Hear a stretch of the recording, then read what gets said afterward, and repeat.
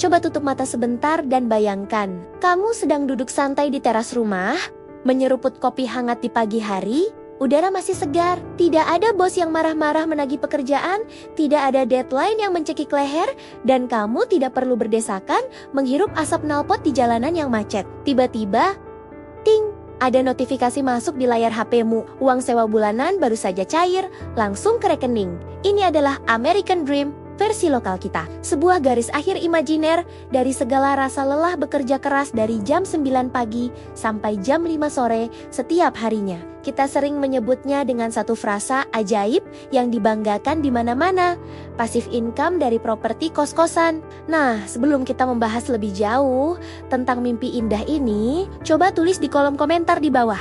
Apa sih impian pasif income terbesar yang sedang kamu kejar saat ini? Apakah punya kos-kosan, hidup dari dividen saham, atau membangun aset digital? Silakan tulis pendapatmu, mari kita diskusikan bersama. Tapi, benarkah realita kos-kosan selalu seindah angan-angan di pagi hari itu? Hari ini, kita akan membongkar sebuah ilusi finansial yang sudah diajarkan turun-temurun dari orang tua kepada anak-anaknya. Kita akan membahas secara mendalam mengapa instrumen investasi yang selalu dilabeli sangat pasif ini, pada kenyataannya justru seringkali bertransformasi menjadi pekerjaan kedua yang menyita kewarasan, menguras energi fisik, dan secara diam-diam memenjarakan kebebasan kita sendiri. Mari kita mulai membedah akar masalahnya dari sisi definisi. Banyak orang di luar sana, mungkin termasuk kita saat sedang mati-matian, berjuang mengatur gaji dan mengumpulkan 100 juta pertama dari jerih payah sendiri, bermimpi punya kos-kosan karena menganggapnya persis seperti menyimpan uang di instrumen deposito. Pola pikirnya terdengar sederhana, kumpulkan modal, beli tanah, bangun deretan kamar, taruh uang di sana, diamkan saja. Lalu kamu tinggal panen untung setiap bulan seumur hidup. Padahal, jika kita berani melihat esensinya secara objektif, kos-kosan sama sekali bukanlah instrumen finansial yang pasif. Ia pada dasarnya adalah bisnis hospitality alias bisnis jasa pelayanan penginapan skala mikro yang sangat mengandalkan interaksi manusia. Ketika kamu memutuskan untuk membeli atau membangun sebuah properti sewa, saat itu juga kamu secara resmi menandatangani kontrak tak kasat mata untuk mengambil borongan banyak peran sekaligus tanpa bayaran tambahan. Kamu mendadak harus siap sedia menjadi teknisi lapangan saat pompa air mati total di jam 2 pagi. Kamu harus langsung merangkap menjadi customer service yang penuh kesabaran saat penyewa komplain panjang lebar karena sinyal wifi tiba-tiba lambat atau atap kamarnya bocor, merembes. Bahkan di akhir bulan, kamu harus rela mengenakan topeng penagih utang yang tegas sekaligus melawan rasa sungkanmu sendiri saat tanggal jatuh tempo tiba dan si penyewa mendadak punya 1001 alasan. Waktu luangmu yang sangat berharga kini tergadaikan oleh urusan-urusan sepele yang tidak ada habisnya. Ada satu hukum alam yang sayangnya sangat jarang dibahas secara transparan dalam gemerlap panggung seminar.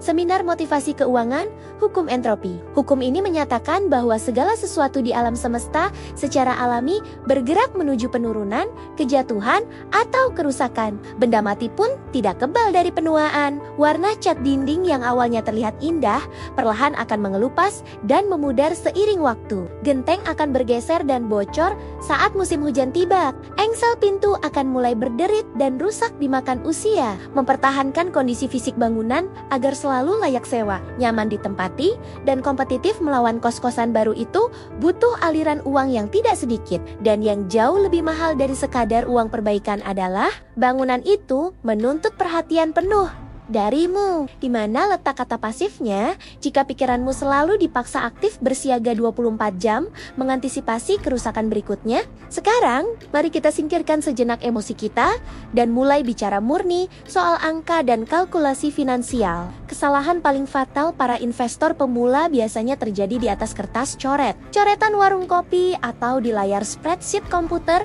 yang terlihat begitu rapi dan meyakinkan. Hitungan di atas kertas biasanya sangat memabukkan dan terlampau optimis. Anggaplah 20 kamar dikali harga sewa 2 juta rupiah. Maka setiap bulannya tanpa mengeluarkan sepeser pun keringat kamu akan mengantongi omzet 40 juta rupiah. Sangat sempurna.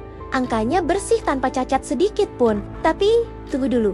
Layar spreadsheet yang indah itu seringkali tidak pernah menyediakan kolom khusus untuk penyewa kabur tanpa membayar. Kamar kosong berbulan-bulan saat pandemi atau libur panjang, biaya renovasi besar-besaran karena usia bangunan, atau bahkan kenaikan pajak bumi dan bangunan yang datang tiba-tiba. Faktanya di lapangan sangat jauh berbeda.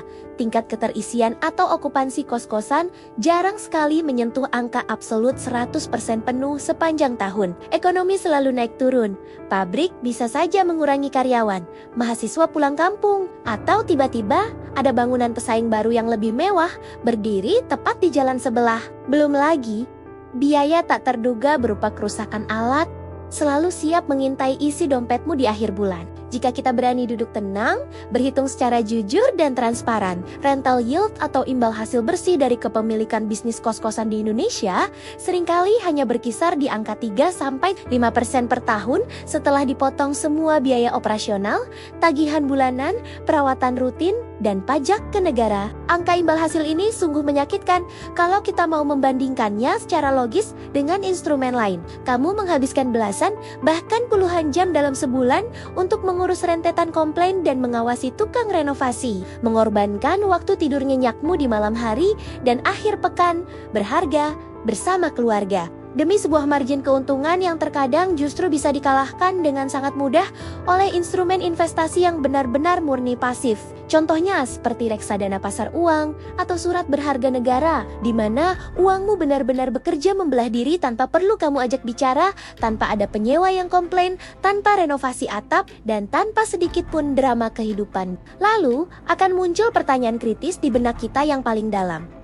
Jika memang mengurus kos-kosan itu seberat, serumit, dan sekecil itu imbal hasilnya, kenapa begitu banyak orang masih ngotot dan mempertahankannya mati-matian? Kenapa banyak bangunan kos yang catnya mulai kusam dan kamarnya dibiarkan kosong sepi, tapi sang pemilik enggan sekali melepaskannya ke pasar? Jawabannya ternyata sungguh mengejutkan, karena jarang sekali berkaitan dengan masalah perhitungan uang. Jawabannya tertanam sangat dalam pada psikologi manusia, rasa takut akan masa depan, dan tentu saja ego pribadi kita yang butuh diakui. Dalam struktur budaya dan masyarakat kita, memiliki sebuah aset berupa properti fisik dalam bentuk bangunan adalah lambang validasi sosial tertinggi yang bisa diraih seseorang. Saat ada acara kumpul keluarga besar, silaturahmi, atau reuni dengan teman sekolah, dan kamu ditanya apa bisnismu sekarang, menjawab, "Oh, saya punya bisnis kos-kosan," akan langsung menyematkan semacam lencana kehormatan yang tidak terlihat di dadamu. Ada perasaan aman yang memabukkan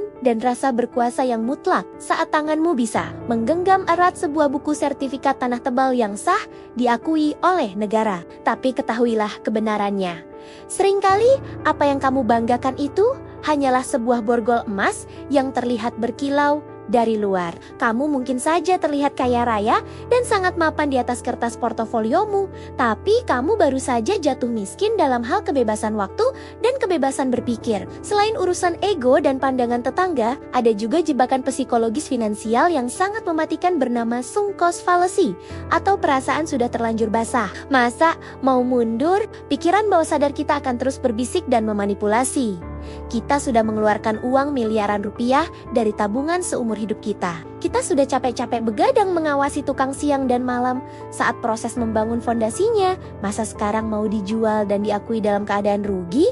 Pada akhirnya, ego dan gengsi itulah yang membuat kita terus-menerus menyuntikkan sisa dana darurat dan memeras sisa energi terakhir ke dalam sebuah aset yang justru menyedot pelan-pelan kehidupan dan kebahagiaan kita. Sadar atau tidak, pada titik itu, kita sudah berhenti mempertahankan sebuah aset finansial. Kita hanya sedang mati-matian mempertahankan harga diri agar tidak terlihat gagal di mata orang lain.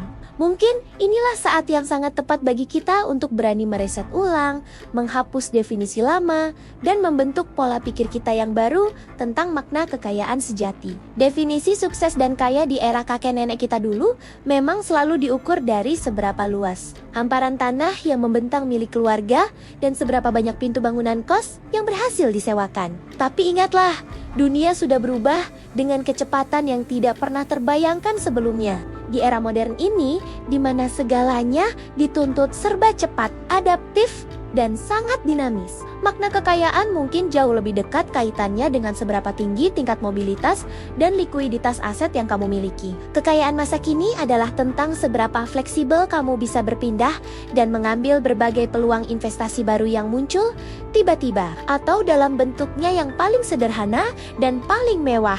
Fleksibilitas untuk bisa memejamkan mata dan tidur nyenyak di malam hari tanpa ketakutan terbangun oleh gangguan dering telepon dari penyewa yang mengeluh karena listriknya padam. Orang kaya yang sejati bukanlah sekadar mereka yang bisa menunjukkan seberapa panjang deretan angka 0 di buku rekening tabungannya, atau seberapa masif jumlah aset fisik yang terlihat mentereng dan megah di mata para tetangga. Kaya yang sesungguhnya, kekayaan yang mendatangkan kebahagiaan, adalah tentang seberapa besar kendali mutlak yang berani kamu ambil atas waktumu sendiri setiap hari dari pagi hingga malam tiba. Jika ada sebuah aset di dalam portofoliomu yang katanya sangat berharga, tapi setiap kali memikirkannya justru membuatmu lebih mudah marah, merampas waktu berhargamu untuk sekadar bermain dan bercanda dengan anak-anak, menguras habis energi positifmu, atau bahkan pelan-pelan mematikan insting dan kreativitas kerjamu, maka instrumen tersebut sebenarnya telah gagal total memenuhi fungsi utamanya. Ia sudah tidak layak lagi disebut sebagai sebuah aset yang rajin bekerja untukmu, melainkan telah bermutasi menjadi sebuah liabilitas bocor yang menyamar dengan sangat rapi dan elegan sebagai kebanggaan semu. Pada akhirnya, tujuan utama kita duduk di sini dan belajar literasi finansial bersama bukanlah sekadar untuk berlomba-lomba menumpuk lembaran uang kertas sebanyak-banyaknya tanpa arah dan tujuan akhir yang jelas. Kita belajar dengan gigih mengatur uang, membaca buku tentang uang, dan mengubah mindset kita semata-mata untuk satu tujuan puncak yang lebih mulia, menggunakan uang tersebut untuk membeli ketenangan batin. Pilihlah dengan cermat instrumen investasi yang benar-benar selaras dengan tingkat profil risikomu, ketersediaan luang waktumu, dan tentu saja kecocokan dengan kepribadianmu sehari-hari. Jika kamu adalah orang yang membenci konflik dan tidak suka diganggu, jangan pernah memaksakan diri masuk ke bisnis ini. Sama sekali tidak ada salahnya dan tidak ada yang perlu dipermalukan. Jika pada akhirnya kamu menyadari bahwa bisnis properti fisik seperti kos-kosan memang terbukti bukan jalan rezekimu untuk meraih kemerdekaan finansial. Terima kasih banyak sudah meluangkan waktumu yang sangat berharga untuk duduk, menyimak, dan belajar bersama hari ini.